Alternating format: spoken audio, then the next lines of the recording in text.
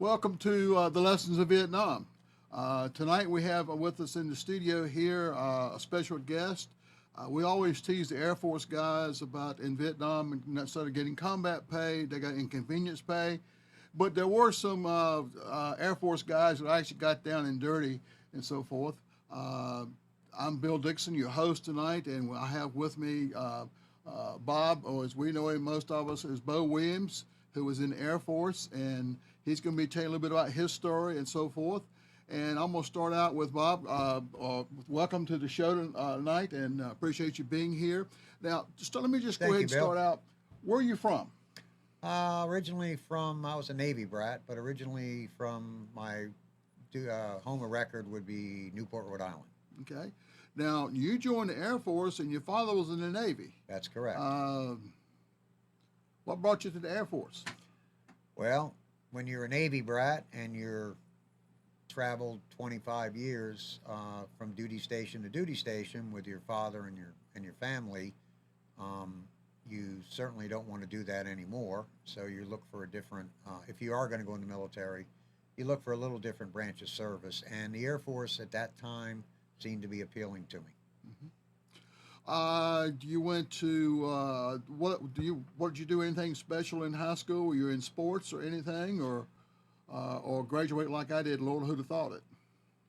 Well, yeah, the graduation part, Lord, who would have thought it? But yeah, I did play sports in high school. I played baseball. Wasn't a star, but I did play on the team, and I also tried out for football and played a few years on football. But mostly just academics and just trying to get through high school. Yeah. What size town were you in? What was there going on in town for entertainment or activities other than school? Well, most of us, I grew up in a small town, probably 40,000 population, about 40,000. One thing about Newport, it was on the ocean, so we were pretty much beach boys. Grew up on the ocean, surfing and beach parties and having a lot of fun like that. Mm-hmm. How long after high school did you go into the Air Force? Well, after high school, because the Vietnam War was going on, I tried very hard to get into college. So in my senior year of high school, knowing that my grades weren't good for the 1 through 11, I buckled down in 12th grade and brought my cum up so that I could at least try and go to college. And I applied for college and was accepted in 1967. Okay. How much time did you spend in college? Well, actually, I went to, I couldn't get into a 4-year college because the grades weren't good enough for that. I can relate. I actually applied to a 2-year college and went into, they had a new career field going on back in 1967. It was called computer programming. And my counselor in high school had said that might be a good career for me. So there was a school in Rhode Island that specialized in computer programming. I applied for that, and I had good math skills. So I applied there, and I got accepted to a 2-year program for computers, computer programming. That's pretty good. I don't think I have heard of a computer until I came back from Vietnam. I did not either, but I was introduced to it in 1967. So you end up joining the Air Force. Right.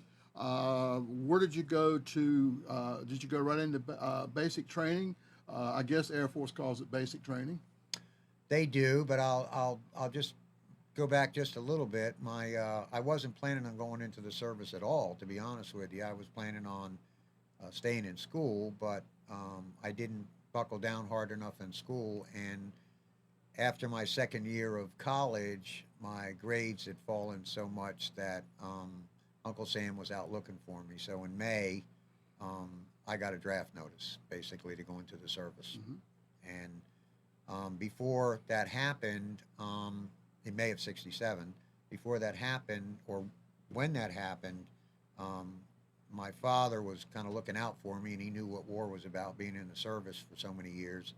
He advised me to either go join the Navy or join the Air Force. So he took me down to the recruiters, and the Air Force recruiters said, you know, you can stay out all summer, and I can give you a good job in the Air Force. So that's why I joined the Air Force. Okay, going back to that question then. So I get the idea you probably went to Woodstock before you went into the Air Force. That was one of the decisions to join the Air Force because the Navy was going to take me right away, but the Air Force had what they called a delayed enlistment program at the time. And the recruiter said that if I was to sign up today, I would get a 90-day delayed enlistment and I can enjoy the summer of '69. And so I did sign up in August and had 3 months to just hang out and be at home. And of course, everybody out there listening today knows that Woodstock was in August of '69. So I was able to go to Woodstock and still be enlisted in the Air Force. Well, I just want to let people that are watching know that you'll see next to the video there is a box where it says to enter your name or handle. Just put your name and join the chat. Also, if you want to call in, 919-518-9773 or Computers 2K Voice using Skype. thank you, sir. That was, I apologize for being lax on giving y'all the telephone number and so forth, but And I just realized my volume was down, so. Okay, so going back in, what possessed you to go to? I mean, everybody knows about Woodstock now and what it was and so forth. Well, those of us who got a little gray in our hair, but then it was just kind of a jam out in somebody's farm. And Exactly right, Bill. So I had a lot of good friends. I mean, that we had I was probably at that time not a hippie, but I was a flower child. I mean, we had a van with flowers on it. This is the summer of '69. I knew I was going into service. Had no idea I was going to Vietnam. And one Saturday afternoon, we were hanging around and we heard about this gathering up in upstate New York, and we were just hanging around and we said, hey, let's go to that and see some of the groups, because we were following a lot of the groups back then. I mean, Crosby, Stills, and Nash and all that. So we bought a bunch of refreshments, piled them in the back of the van, and we took off for New York. And did not know at the time, what we were running into, but of course everybody knows what happened at Woodstock. We thought we were just going to a concert, an outside concert. And it was, and I tell the story today, and I've talked to my brothers about it. When I came home from that Woodstock concert, I said it was the worst experience I ever had, because it was a rainy, nasty, we couldn't get any water or food, and we just couldn't wait to get home. But as the years go by, of course, we tell everybody it was one of the greatest experiences, but it really wasn't. for those of you who are out there, kind of a little bit younger, Woodstock was supposed to be just basically a jam in the farm, and everybody in the world seemed like showed up there. They didn't have bathroom facilities. They didn't have medical facilities. They didn't have food or water facilities. They had a lot of people who overdosed on drugs. They had people running around stark naked, just trying to cool off and find some mud somewhere to take a bath. In other words, it was fun. A lot of people who went there and enjoyed themselves, they just don't know they enjoyed themselves because they were pretty much stoned out of their mind, and so forth. But the music was good, and now everybody, as Bo said, at the time it had to be tough because Terrible. It was 2 or 3 days, I believe, that went on. 3 days, they just basically, the crowds got so big, they just pushed the fences over and just swarmed all over the place. Those who got there early had to pay, but after that, it was everybody for themselves. And if you had facilities there for water or food, you could have probably retired right there, because they had to pay just about anything to get something to eat or drink. And a lot of people had suffered from malnutrition and so forth. They did. So you went back home. I'm sorry, go ahead. Yeah. Well, and one of the other driving factors of it, if people are familiar with Newport, Rhode Island, growing up in Newport is where they hosted the Newport Folk Festival. So, every year, and Jazz Festival, every year we had concerts in Newport from as early as 1965. So we were familiar with the outdoor concerts. Bob Dylan, Joan Baez, and a lot of those people came to Newport. So we knew what a concert was, but this one they were advertising in Woodstock was going to be, you know, the granddaddy of them all. So that's kind of why we went to Woodstock, and it was nothing like the smaller concerts we went to in Newport, Rhode Island. But I grew up in that environment. We were collegiate people, so we weren't long-haired, you know, hippies back then. We were more collegiate, they called it. So we didn't fit in with the crowd at Woodstock either. You know, I mean, it was just something we wanted to go see the music. And to this day, my friends and I that went there, we still talk about, you know, that weekend as being, you know, one of the toughest weekends we ever went through, because it was. We couldn't wait to get home. Yeah. But So good music came out of that. absolutely, whole, a lot of that good whole music. session. We still Yeah. listen to a lot of Yeah, that absolutely, today. we do. So Yeah. now you're home from Woodstock and you're getting ready to go. Uh, To basic training. how did you feel going to this basic training that you didn't know a whole lot? Of course, your dad was important doing in his job in the Navy. Tell me a little bit about what he did in the Navy. Yeah, well, you know, Dad retired in 1964 from the Navy. He was a career Navy person. Actually, pretty proud of my dad. He's deceased now, but you know, Dad joined the Navy when he was 17, as all Americans did back then, right after World War II started, right after Pearl Harbor, and went through basic training. And he was actually just turned 18 when he hit the beaches of Normandy, Omaha Beach. He was a Higgins boat driver, or an LSVP, I think they call him. So Dad had seen a lot of Dad had seen a lot of war. He never talked about it, but you know, he had been in the Navy for a long time, so he knew a little bit about it. So that's why I think he influenced me a little bit to go, if I was going to have to go in the service, to go into a service that maybe I didn't see some of the same things he did. That he taught you a little bit about what to expect going into basic training, or You know, he didn't, because it was so many years prior to that when he went to Great Lakes, I guess. He just told me just to listen to what I was told, and don't cut up. Made sure I cut my hair before I went, and just told me to hang tough, and you'll get through it, and it's not that bad, and when you come out, you'll be a much better person. So I kind of kept them words that he had said with me all the time I was flying down the basic. But as many people that were in the military know, the minute I got off that airplane, all his words were no more. I mean, it was a completely very, very traumatic experience for me. yeah, it's hard to get used to people screaming at you with profanities, and you can't even breathe right. It's quite an experience of adjustment when you first get going. Yeah, well, it was funny story is I went in with a buddy system, so I went in with two guys that I had. We both went into the delayed enlistment program, so we went on the plane together, and we're flying down there. And of course, we didn't know anything about the military other than what we had been told by my father. But we had one individual on the plane who was a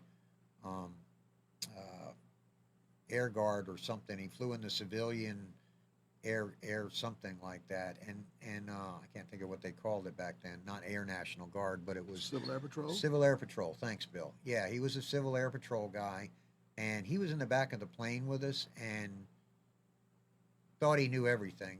Told us, I know everything about what's going to happen, and we were scared going down there because it was, first of all, it was a long flight down to San Antonio, but he was telling us what we would experience. So we kind of looked up him as a mentor and hoping what he would do. But we got off that airplane, and we met our Sergeant McCoy if you're out there, Sergeant McCoy, I remember your name.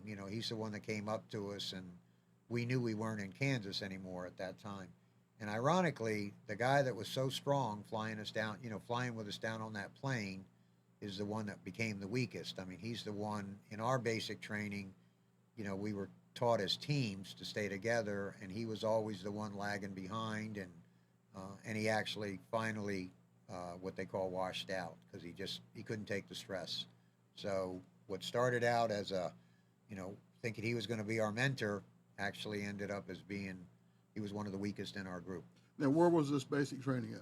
San Antonio, Texas. San Antonio, Lackland, same place every was that Lackland Air Force Base, Yeah. correct. We were put into flights.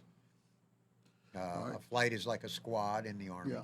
Yep. So now you graduated from basic training. What did they do with you then? Well, about the, I think basic training, 11 weeks, 10 weeks or 11 weeks, I think.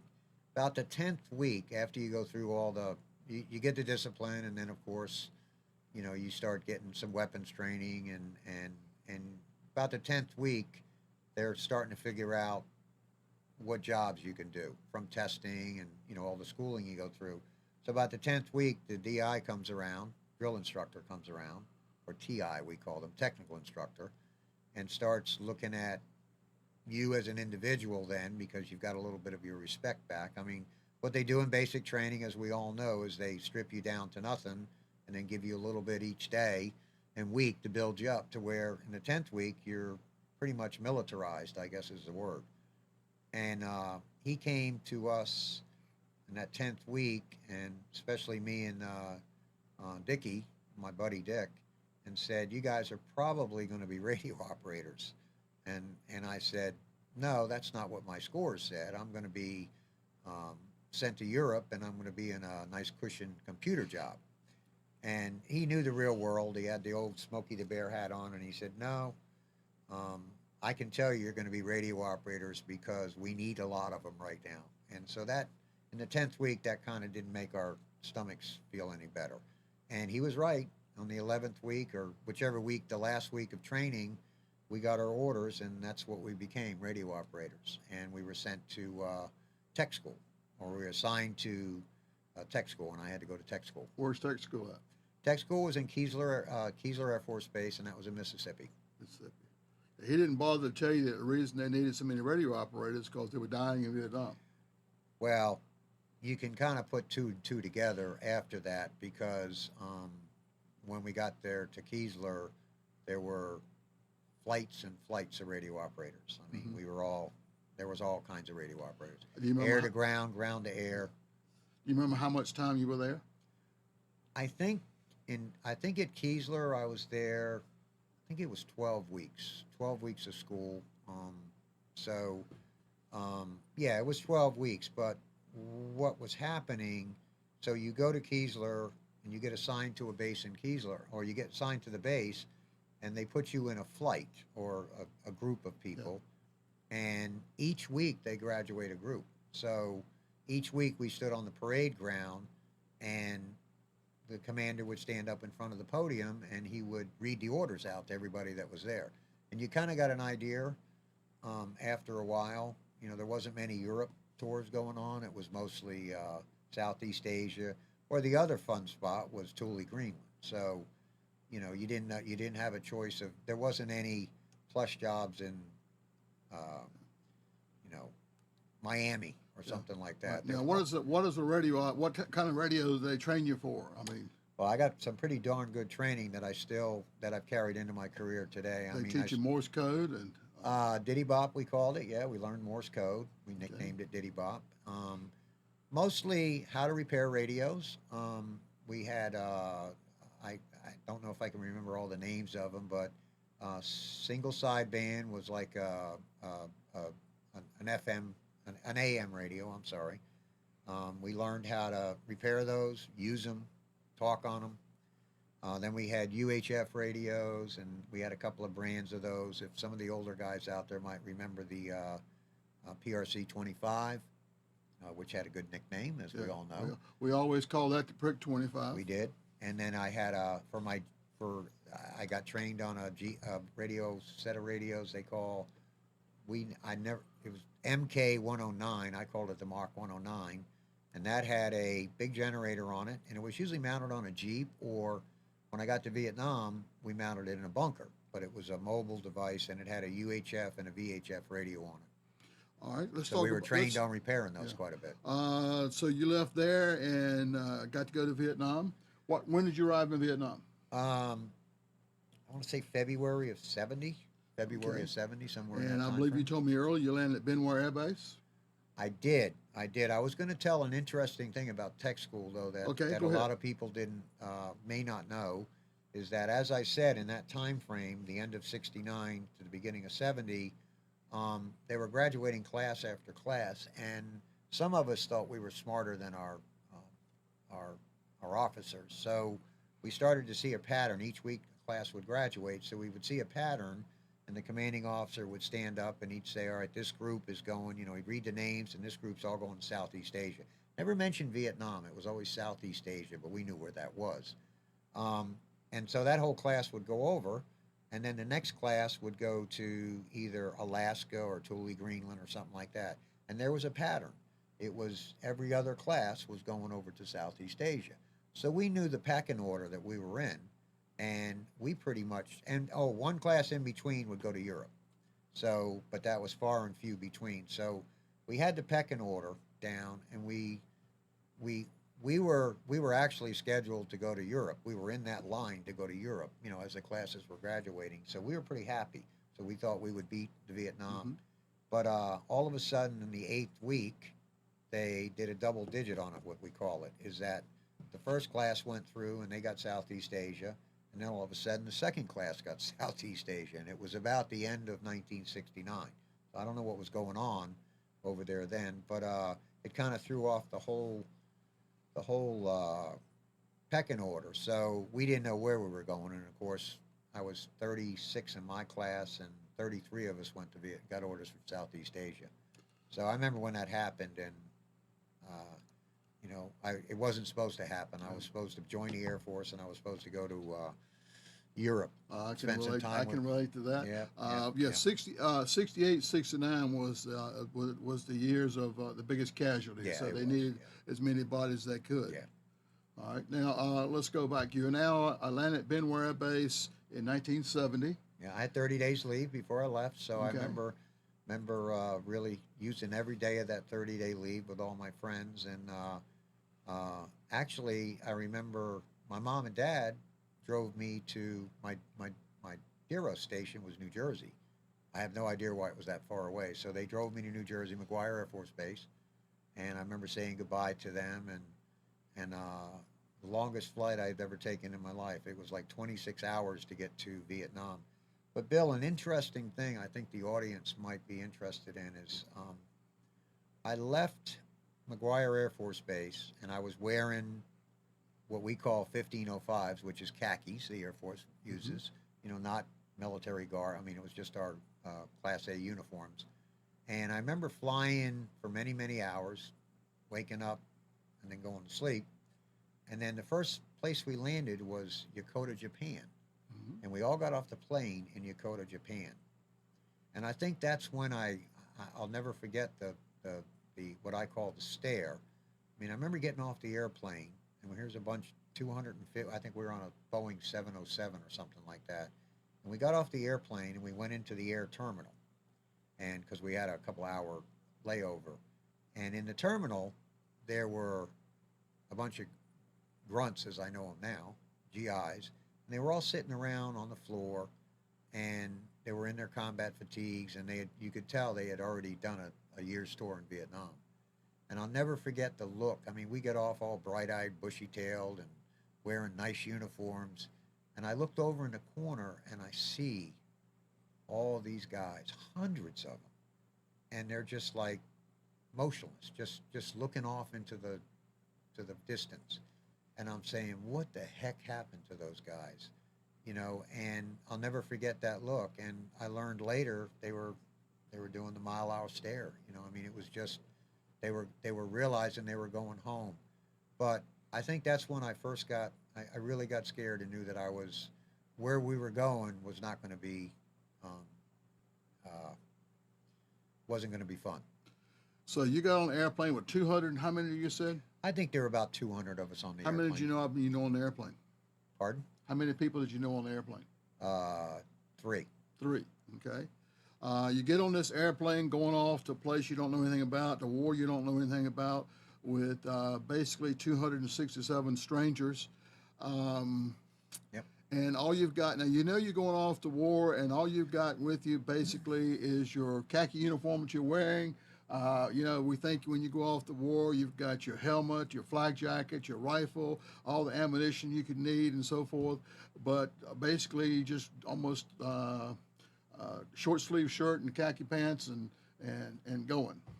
One stripe and one ribbon and National Defense ribbon and a suitcase and my 1505s. You're right. And I was going to the beach, I thought, Yeah. basically. All right. Then you landed at Benoit, and you were lucky. You didn't land in Benoit. You didn't get to go to 90th Replacement, the meat warehouse where the Army had to go. They kind of took you to a nice hangar. Was it air conditioning?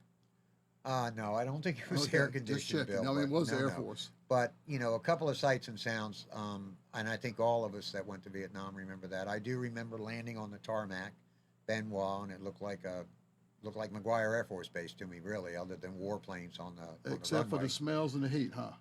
They opened the door, and as I said, when I landed in Yokota, Japan, I knew something was different. So that flight from Yokota to Vietnam was a little apprehensive because I knew there was something different. From the States to Yokota, you don't really know what to expect. But those guys that were in Yokota going home, they were looking the way they were for a reason. So a little apprehensive, but when the plane landed, you could hear a pin drop. I mean, because everybody on that plane, not a person said a word. We actually had roundup. Well, we call them roundup. We actually had American stewardesses on the plane, so they were, trying to keep us calm. They had done that flight quite a bit, I guess. But when they opened that front door, and they opened those doors for us to disembark, the smell and the heat hit the inside of that airplane, and I didn't know what the smell was until many months later, but it was cordite. It was just all the whatever they were firing over there. It just permeated the air. And yeah, we got off and went into this big hangar. It wasn't air conditioned, and sat down, and we got a 30-minute briefing on the do's and don'ts of Vietnam, what not to do and what to do. And most of them, we've all heard the story. Most of them were stay away from, bad places, if you were going down to Saigon. And they told us why. And they told us if you don't, you'll end up in this little camp over near Long Binh, and you may never go home. So for some young 19-year-old kid hearing that story going to a foreign country, it sunk in for quite a while. Yeah, they used to tell us about the Black Syphilis. That's what they called you it. got Black that, syphilis. and there was no cure. You never go home. I don't know whether I haven't found anybody that ever. Well, I wasn't going to say that on the show, but you're exactly right. That's exactly what the DI called it, Black Syphilis. He said there's a compound over in Long Binh. The guys didn't listen to my speech, and he said you don't want to go look at the trees because he said they scrape the trees when they go to the bathroom. So, that would scare anybody. So, I think everybody that went to Vietnam had that story told to them, and after 2 months there, it was just a story. But when you hear it for the first time, it's it. So, I got my debriefing. Everybody has to do that, and I had a sergeant come and pick up myself and the other 3 guys, and he was dressed in khaki uniform, 1505s, and I said, this isn't too bad. Where are we going? He says, well, we're going to billet you temporarily in the temporary barracks over there for tonight, and then tomorrow morning you'll report in to Sergeant Simmons, and he'll give you your duty station, which didn't really make any sense to us because we thought that was our duty station, Benoit. So first night we spent in a temporary BOQ on the other side of the base. Was it a tent or was it a building? It was actually a barracks. I mean, it was not too bad. I mean, it had, for that type of, for going to Vietnam, not knowing you're going to be in a, we were thinking we were going to sleep in tents, but no, it was a wooden barracks, a billet, temporary. It had a bed, 2 bunk beds, had mosquito nets over the, had mosquito nets over the bed, and had a mattress, and we put our civvies, underneath the bunk, and I think we went to the chow hall, had a great meal. I mean, Mince, steak, potatoes. The mince on the. No, we didn't no, have no. mince, but I mean, it wasn't too bad that first day. I mean, Well, seriously. Air Force, you went to an Air Force mess hall. We went to an Air Force mess Okay, hall, and yeah. we had, roast beef and mashed potatoes, better than I was getting at home. And I'm saying, I can handle this. Now This isn't bad. you still don't have weapons. Anything. nothing. Did I'm they just- show you where the bunkers were? Well, no, because we didn't have to go. I mean, the Jeep, they picked us up. There was three of us, and he picked us up in a Jeep and took us over to the BAQ. And we didn't. We saw as we were driving to the temporary barracks, we saw a movie theater, a commissary. We saw a bunch of tents where some of the army guys were staying, and paved streets and sidewalks, and thought it was pretty good. Yeah. So, we said this can't be. We still had no idea where we were going. We didn't understand the statement. Tomorrow you'll get your duty assignment, because we really, all three of us thought we were staying there. We thought this was going to be, permanent duty station. So that first night, we just waited and we bunked down, probably had a couple of beers, had a good time first night until about 2 o'clock in the morning. What happened about 2 o'clock in the morning? Well, 2 o'clock in the morning, we were in a sound sleep. As you know, many people that were stationed on bases over there, all of us in the barracks were in a sound sleep, and about 2 o'clock in the morning, we started hearing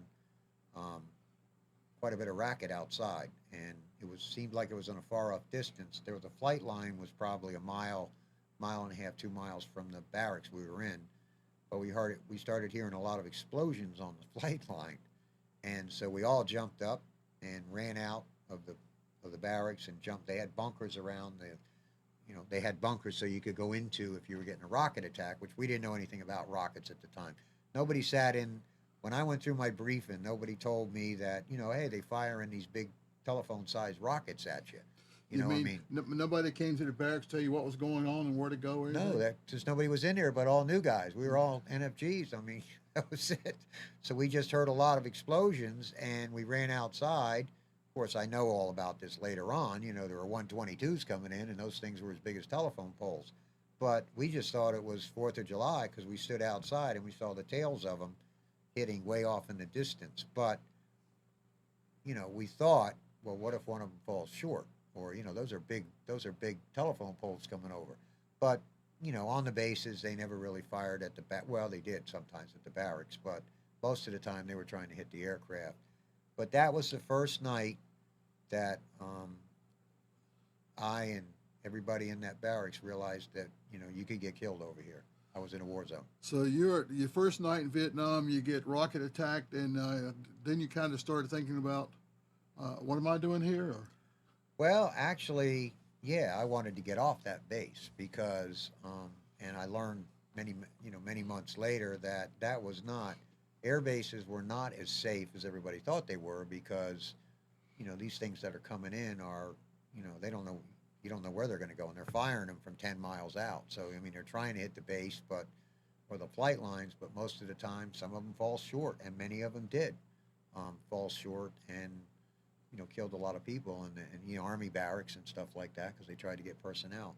So, the next morning we woke up, I think we all felt we didn't even want to be there. We wanted to go somewhere else, and we got our wish, obviously. But so we got picked up at about 0600 and reported into my NCOIC at the time, non-commissioned officer in charge.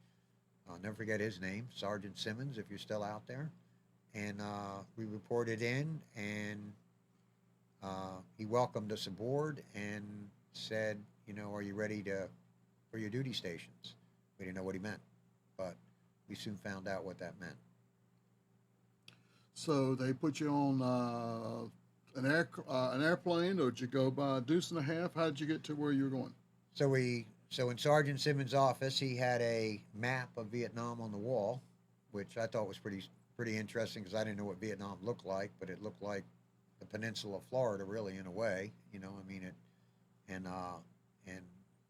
They had it broken up into 3 corps, and he had he had little stick pins in the maps all over the place in 3 corps. I was stationed in 3 corps, and he had a few in 2 corps. And so we kept looking at this map, and I asked him, I said, what's that map all about there? And he said, well, that's all the guys are. And I said, which guys? And he said, you guys. And I said, you mean out there in the jungle? And he said, yes. And he said, as a matter of fact, I have your assignments. And he said, Airman Williams, you're going to be in a place called Swan Lock for temporarily. And Campbell went to, Bearcat, I think, or something like that. So we were heading off to different things, different places, and we weren't happy about that because we felt pretty comfortable at least being on the base, even with the rocket attack. So they told us to report at 1600 that afternoon, so we didn't even have a chance to think about it. And I looked over on the left, and he had a strong box over there. He had several strong boxes over there, and on that he had our weapons. We had an M16, a flak jacket, a hard helmet, some of the stuff I had never seen, a 45, and an ammo belt. And I'm in 1505s at this time. You know, I'm in khakis, and I'm saying, what am I supposed to do with that stuff? And he said, take it with you, because they'll show you what you need it for. So we all carried that flak jacket. I'll never forget it. It had metal plates in it. It was pretty heavy. And so we carried it, and we didn't say much to each other after that. And he said, go out on the flight line. He said, there'll be a plane to take you to your duty stations. So I'm thinking Boeing 707 again or something like that, you know. And but that didn't happen. What came to the flight line was this airplane. It's called Air America.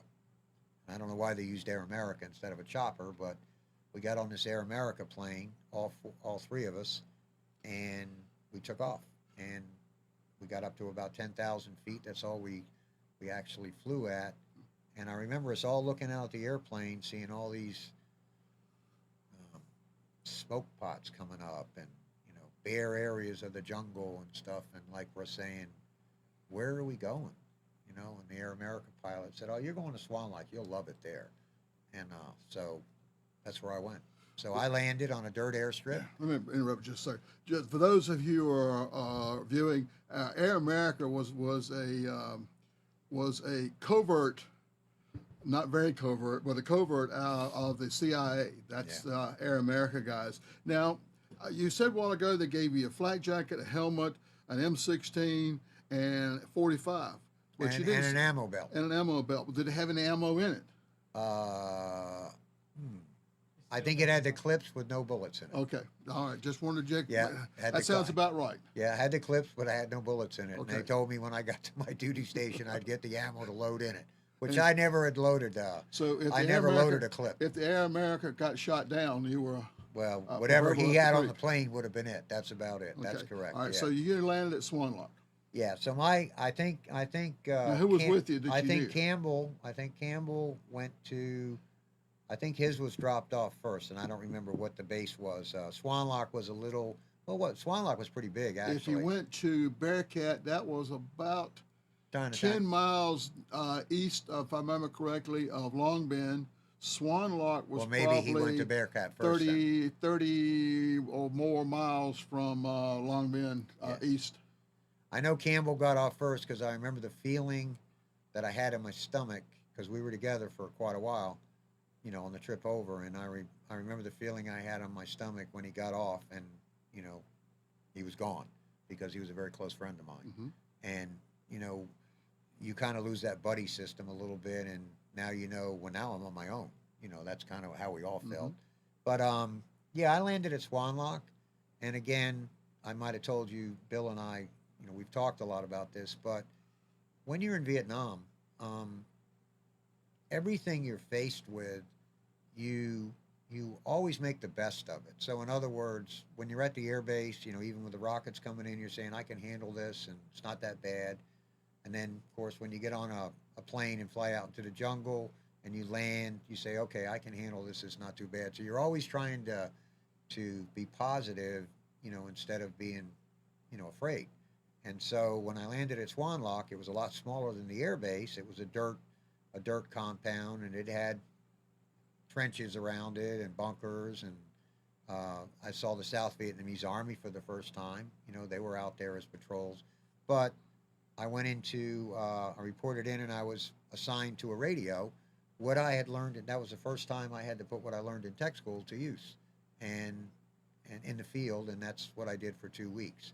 And I felt pretty comfortable at Swan Lake until I was there about 2.5 weeks, until the duty IC guy came to me and he said, Williams, we need you at another place. We need you at a place called it's near Ham Tan, South Vietnam, which was on the coast. It's a fire support base, and he said, you're going to be assigned to a forward air controller team, and there's going to be 6 of yous out there, and you're going to be controlling the radios on this compound for the pilots that fly in from Benoit. And I said, really? I wasn't trained for that. He said, oh, you will be trained on how to do that. So got on a plane, flew another hour southeast, I think, and this place was definitely a fire support base because it was ringed with self-propelled 155s and 175s all around it, and inside it was tents, and there was a dirt airstrip, and this Air America plane didn't even shut his engine off when he landed. He touched down, told me to get out with my gear, got out, and there was a crew chief that was dearest in home, Charlie. That's all I remember is his name, Charlie, and he had this strange weapon in his hand, and so I'm carrying not only my suitcase or whatever I carried, my civilian clothes, my flak jacket, my helmet, my M16, my 45, and 2 bandoliers of ammo with no bullets in them. And I get out of the plane, and he's holding this strange gun, and he said, this is yours. And he gives me an M60, which I didn't even know how to spell M60 at the time. And I said, what am I supposed to do with this? He said, it's in your charge. Which is basically an individual operated machine gun, a heavy machine gun. It had a handle on it, so I just dropped everything. I looked like I had just, at my first day of high school, I guess, and I got all this weaponry with me, and Fergie comes up in a Jeep, one of the guys that were already assigned there, one of my team, and tells me to grab all the gear and jump in the Jeep and let's go. And so we traveled down the road to our compound, and he gave me a briefing, and he said, put that M60 under your bunk and use it when you need it. I said, okay. And that was about it. So that was my first day in country. I really wanted to get back on the plane and go with Charlie, but he had already done his year, so that's what happened. Okay, so you're now at this fire support base. Yep. Okay. What were the living conditions there? Were you in tents or buildings? No, or we were in little hooches. Hooches, okay. We had hooches, and I had a little. Didn't think it. Like I said, every time you went somewhere new, you always said this isn't too bad. So there were a lot of Vietnamese on the base. I know that on the compound. I guess the compound probably had. It was a mixture of Army, Special Ops guys, and some Air Force, and we were a team. I think we had 8 of us. So we had hooches, and I think there were 4 hooches set up, ringed with a trench line around the. These were all new sights and sounds to me. Barbed wire, what they call them. The concertina wire, the rolls. Concertina wire with the razor wire on it. The what do they call the M80s? What were the The claymores? Claymores in the wire. I was asking all those questions because that was not what I was, that's not what I had experienced. So, we're out in the middle of the jungle, and the trenches were pretty neat because they were completely around the compound, and I guess the compound was probably maybe half a mile square, and on each corner they had bunkers, and pretty good sized bunkers. On the corners there was a tower in the middle, and trenches all the way around it, so you could run in the trenches if you needed to. Which Those I didn't. trenches were called defensive positions. They were, yeah, but I learned all that afterwards. but it was just kind of, it was a lot of in the 48 hours since I had landed, I went from an air base that had paved roads and curbing to a dirt patch that had trenches and bunkers and concertina wire, claymore mines, and hooches, and that was going to be my life. Did you have hot food? Well, I'll tell you, the guys that live out in those conditions, I had the best mess sergeant in the world. We had a galley, I guess they called it, and that's where we sat every night for dinner, and it was the best food in the world. I'm telling you, he cooked. He was one of the best cooks. We got a lot of provisions out there. I had chicken, roast beef, anything we wanted. He He would cook it on the menu. We had a basketball court. I mean, somebody had, I think the Seabees had constructed a two-position basketball court, and that's what all the guys did most of the time. You know, we played basketball on this little, not a full court, but basketball court. My duty station was a bunker, because all the radio gear would be in a bunker, and it was heavily fortified underground with sandbags all over it. And I was in there in the Army TOC. It was called a TOC, Tactical Operations Center. Operations And Center. I was in there, and the Air Force portion of it was on one side on the right, and the Army guys were on the other. And we were together because a lot of my missions were supporting their ground offensives out there from the fire support base. Mm-hmm. And it was 199th Light Infantry as we were supporting. Okay. Now, how long you were there? So I was at that base through April of '70, because we launched from that base into Cambodia, probably about 6 months. Oh, was I not supposed to say Cambodia? We technically weren't in. Nixon said we were never in Cambodia, but I know a lot of people were in You Cambodia. want to see some pictures? Yeah. But anyway, probably 7 months. And then, but I had a pretty cool job. I mean, and I'll talk a little bit about that, because during that time there, I was a 19-year-old kid, would drive, you know, my most experience at that time was, you know, driving a 55 Chevy at home, going to the races and stuff, you know. And here you send me over to this far off land, and my job was to talk to pilots that were coming out of Benoit, you know, FACS. You know, our team was called Kenny FACS. So I was, you know, Campbell was on the Rash team, I was on the Kenny FACS. And All right, what's a FAC? a FAC is a forward air controller. So they fly. FAC FAC is a forward air controller. Right, and what they were used for. So they weren't billeted out in the field with us. They went home every night to the air base. Yeah. Benoit was probably 60 miles, I think, from where we were, and they would fly over every morning. I, as the radio operator, had I would get a top secret. I don't know how I got it, but I got a top secret telegram or whatever it was. I don't know how I think I got it over Morse code. And then I would take the Morse code down, and that would be our grids for the day, and that would be our operations. So some days it was to support troops in contact, TICs we called it. Some days it was to support a mission, you know, that was going into, we were close to a mountain called Nui Ba Din. So a lot of those guys were trying to probe Nui Ba Din. So a lot of times the FACS would fly, you know, 8,000 feet and support the Army guys on the ground. And I was a radio operator, and my job was to, once there was the Army guy that sat next to me would communicate to me where their grids were, this Army team that was out there, and I would communicate up to the pilot and tell him, you know, this is the grids that we need some smoke, we called it, or white phosphorus rockets. And I would tell them what kind of a mission it was, whether it was a hot mission, a troops in contact, or things like suspected enemy location, known enemy location.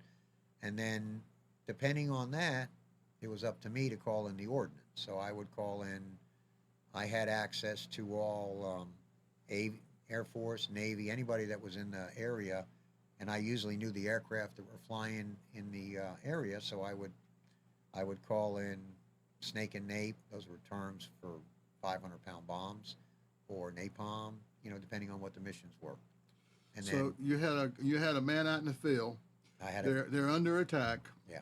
So then they would call the Army guy and give him the coordinates. That's correct. And if I remember correctly, the Army guys' radios really didn't talk to the Air Force or whatever. They had to talk to you. And then you would tell the Air Force or the Navy what was needed and where, and the coordinates and so forth. That's exactly right, Bill. So in those days, the Army guys, they had the communications with their teams out in the field, and they sat right next to me in the TOC. And they were talking to their guys all the time because a lot of times there weren't any missions going on. They were just out on probes or night defensive positions or something. But when they were, then he would take the grids and I could hear the squawking on the radio, and he had me right to his right, and he would say, where's Kenny 10, where's Kenny 20, and I'd tell him where they were, and he says, okay, we've got a hot area. I need you to contact them, and I was in contact with them all the time. And then he would fly over and he could visually see what was going on, and he would communicate back to me, call in, this type of ordnance, basically, and that's what we did. And I thought that was pretty cool for a 19-year-old to be controlling, $6 million aircraft. They did. They listened to me on that, and that was better than my buddies back home driving 55 Chevys. So yeah, I took my job pretty responsible. Were you ever probed at your base there? Did you have to pull guard duty, or that the Army usually pull guard duty in the bunkers and so forth? No, Air Force. No, we were all a team. There was no. We had Army, Special Ops, and Air Force, and we were all. There wasn't any distinction of service branch or anything like that. You had to play. Yeah, I pulled guard duty many nights, and I sit on the bunker and looked out into the wilderness, and just hope there was no probes. And we did get probed quite a bit, Bill. We, like I said, we had a lot of Vietnamese on the compound, and I know all this now, but I didn't know it back then. There were some of them that weren't friendly. Yeah. I didn't realize that at the time because Mama San and Baby San that came on every day and did your laundry also had a Papa San somewhere. And that Papa San could have been wearing black pajamas, which a lot of times they were, because I think it was the 507th BC Battalion was in the area, and history, we know now that they were made up of men that probably some of them women were were their wives. So yeah, and there were things that they did, that we didn't realize they were doing, but they kind of walked off. They were able to walk off paces and take it back that night. So we had some probes, but nothing. We never got overrun. We got mortared quite a bit, not quite a bit, but we got mortared, often, and but we had a pretty good strike force there that would take care of us, But we all, I was assigned to the right, the corner bunker, and I don't know, I was there about 2 weeks, and that's when I remember Charlie telling me, you'll know when to use it, and we got, I think the siren went off or something, or we had an NDF we had a night defensive position out in the area, and they told us we had a listening post. Yeah, we had a listening post out there, and the guys talked to the Army guys in the POC and said we had some mortar teams heading towards our way, so we were always prepared for them. But that was the first night I had to grab that M60 and put it on I think I dropped it the first time I picked it up, and ran out because I was tripping over myself, and because I didn't know what I was going to have to do with it, because I hadn't been through AIT or anything, and I think I don't think I fired it the first night, but we got probed, I don't know, 2 or 3 times after that, and when I heard everybody else opening up, I had a clip in it, so I just hit the butterfly clips and just let her fly out into the, just let her fly out into the jungle. I want to make sure I get this in. We've been talking about you being in the bunker there. I also understand you spent some times in a bird dog. Oh yeah, well I had to go up. Yes, I did, Bill. Yeah, there were times that I would. For those of you listening, a bird dog is basically a small plane, almost like a Cessna. Yep. In fact, some of them were Cessnas, and they would fly low to get shot at. That's how they knew where the bad guys were when they shot at you. And also, they'd be flying low, and they could kind of keep up with what was going on with the men on the ground. Yeah. And at that time, they would call in they may have, about all they would have on that plane was probably rockets to shoot, let people, the fast movers or the jets know about where the bad guys were. Yeah, we used to have, there was 2 pods on each wing, and they were loaded with white phosphorus rockets. We called them Willie Pete's. Now, how did you get from the bunker to the, what kind of plane did you fly on? I flew, well, we had 2 types. The first, we had O1s and O2s. An O1 was a bird dog, was a Cessna 100. 300. I'm not sure what the brand is, but it was a single prop. And then later on, when I was there, and I don't know why they brought those in, we brought in O2s. And the O2s were a push-pull plane. It had a prop on the front and it had one on the back. Yeah. And I think it might have been the pilots, because I remember my pilots' names: Captain Lee, Captain Peacock, and I don't remember the third guy. But whatever they were flying is what we had as air support. So, but we didn't care what plane it was. If they had rockets on the side and they were call signs 10 or 20, that's who we called. And they didn't fly in tandem. I mean, one day 10 would be up and second day 20 would be up. But you asked about, did I ever go up in them? And I went up them several times, because also part of my responsibility was to capture what we called battle damage assessment reports, or BDAs we call them. And that's probably what sticks in my mind the most today, is that, I mean, it's fine if you're in an underground bunker and you're talking to somebody on a radio and, you know, you hear all the ruckus going on out there, but you don't see the damage.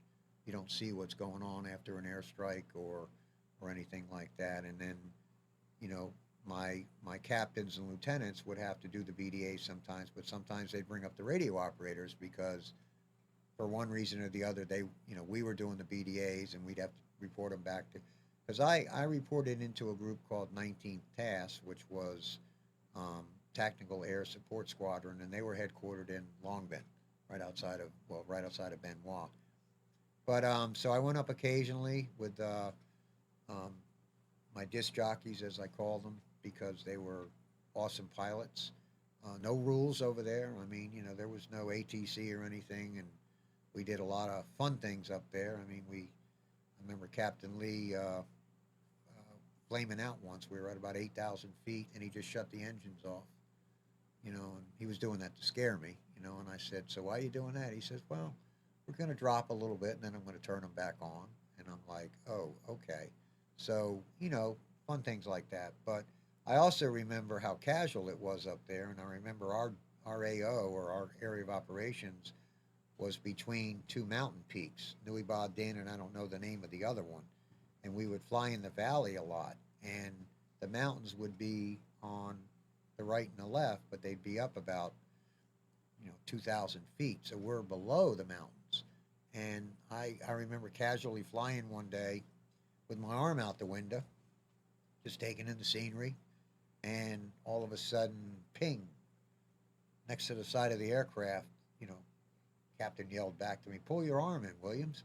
And I said, "Why?" And he says, "Because there's muzzle flashes coming off the side of the mountain. They were firing down on us."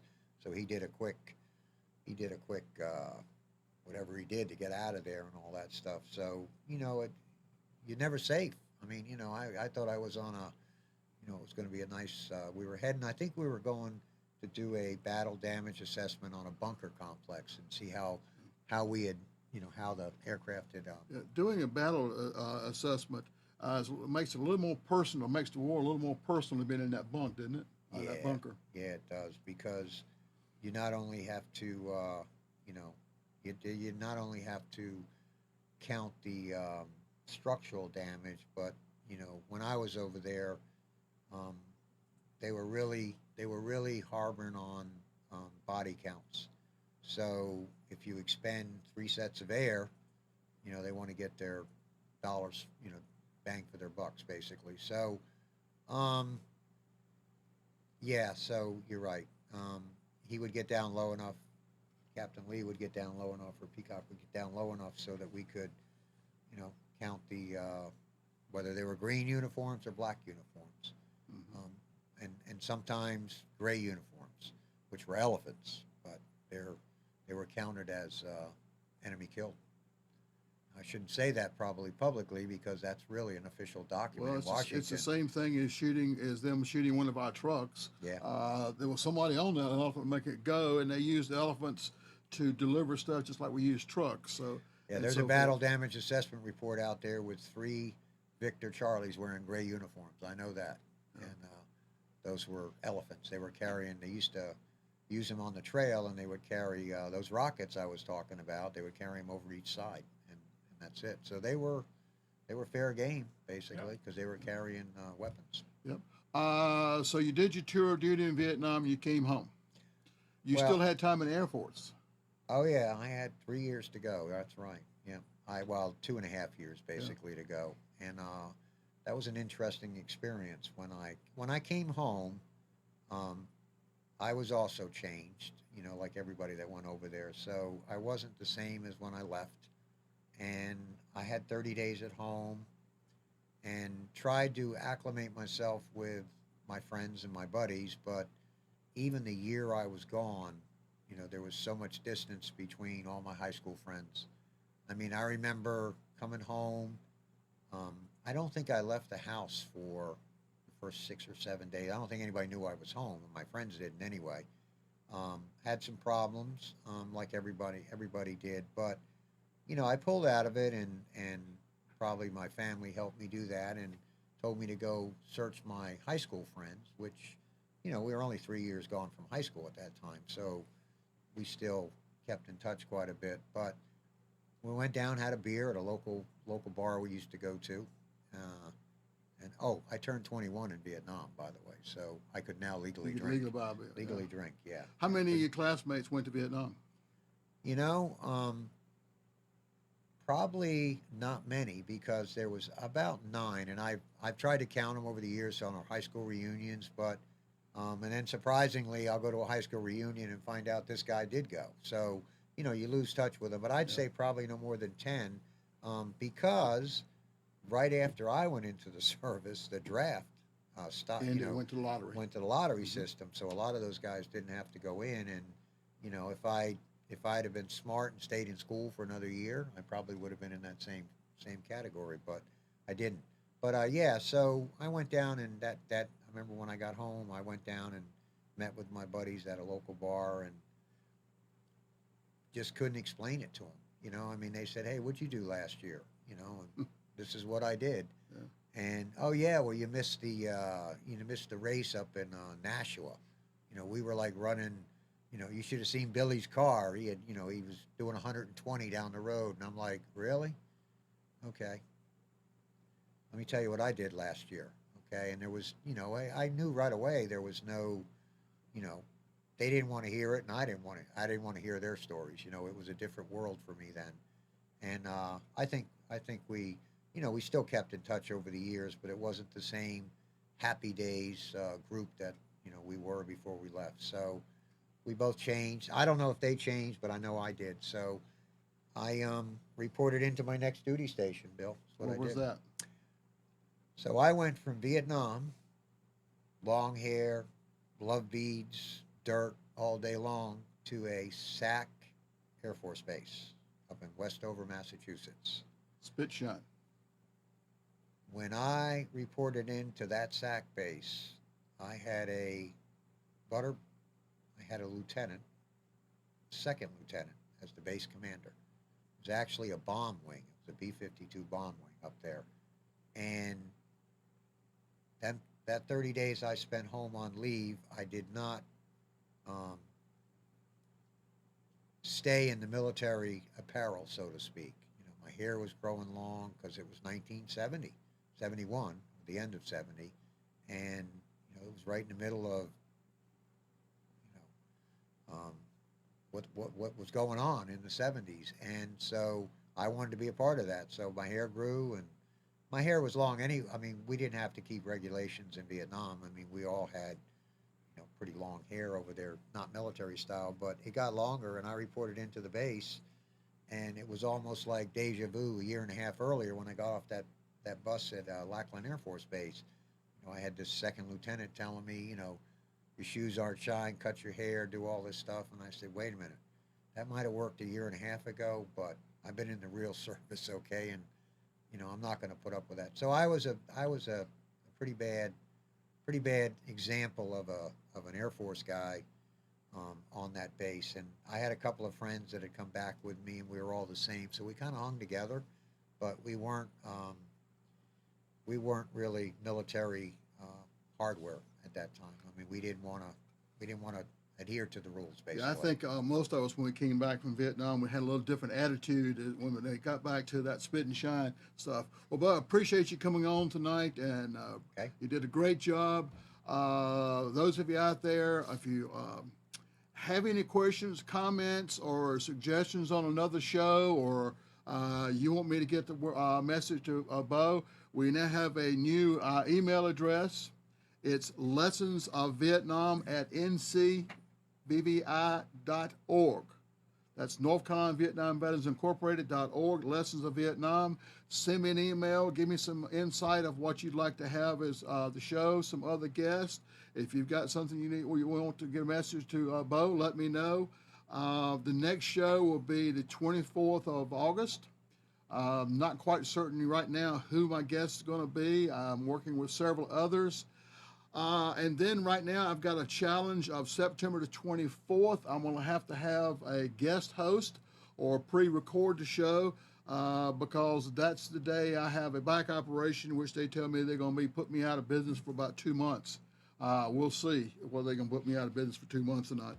I still don't believe it. But the 24th show, the September 14th show, I will not be live, whether I'm on or not.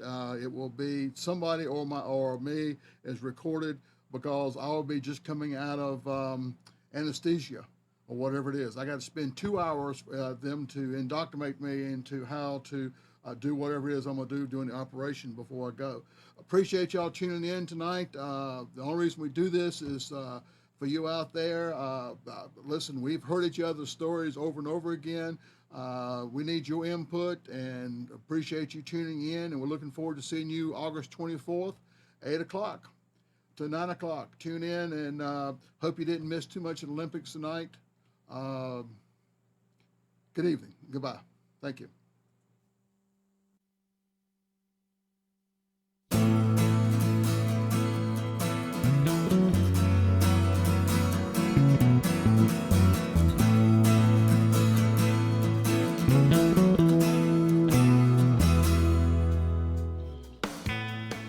You are tuned to the Nissan Communications Network.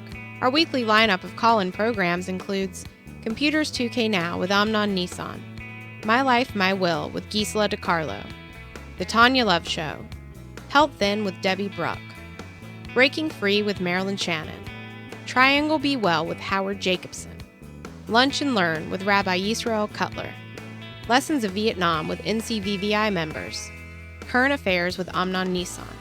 And if you tuned in too late, you can always watch each program in its entirety or download an MP3 audio file of it in the archives section on nissancommunications.com. Don't forget to subscribe to our YouTube channel, follow us on Twitter, and like us on Facebook. Sponsored by Atomos.com, makers of quality video recorders and converters, CarolinaApparel.com, and DeltaForce.net.